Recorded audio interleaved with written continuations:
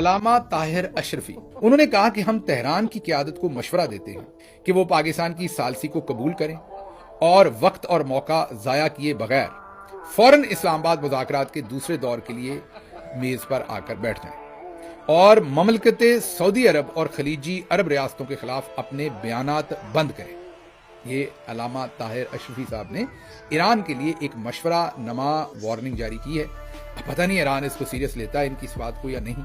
और ये भी हो सकता है कि अशरफी साहब जो हैं वो खुद भी ईरान जा सकते हैं मेरा ख्याल आने वाले दिनों में ये पैगाम उन्हें देने, अगर उन्हें कोई मौका दे तो